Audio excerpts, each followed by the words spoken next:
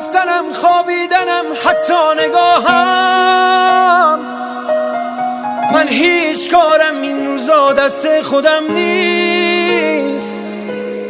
من گم میشم این روزا بین خاطراتت، جز غم کسی این روزا با من هم قدم نیست.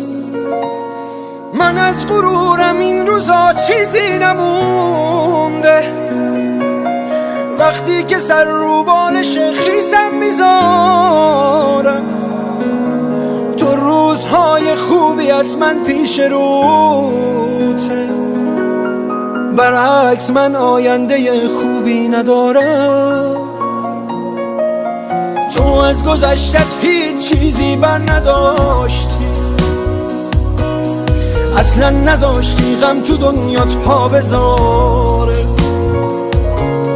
برعکس من توی گذشته گیر کردم. دنیای تو با من یه دنیا فرق داره، من دم به دم دلتنگ روزای گذشتم، چیزی که واسه تو اهمیت نداره. موهامو که دیدم برفات فکر کردم، تو زندگی عشقی دوبار فرصت نداره.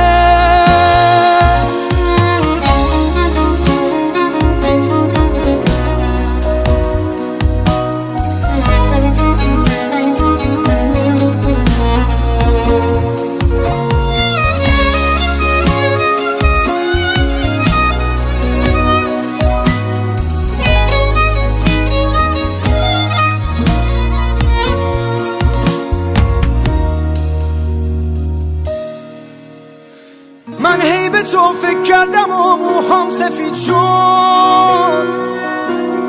حق با تو بود من فرصتو از دست دادم. تو بهترین بخش تموم زندگی، دست خودم نیست که تو موندی توی یادم. بعد از تو من با کل دنیا قهر کردم، من روی لبهام خنده ای بی تو ندارم. با رفتن آیندم و از من گرفت، برگرد من آینده ای بی تو ندارم. تو از گذشتت هیچ چیزی بر نداشتی، اصلا نذاشتی غم تو دنیات پا بذاره، برعکس من توی گذشته گیر کردم. دنیای تو با من یه دنیا فرق داره، من دم به دم دلتنگ روزای گذشتم، چیزی که واسه تو اهمیت نداره.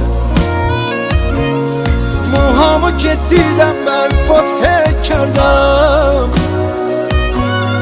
تو زندگی عشقی دوبار فرصت نداره.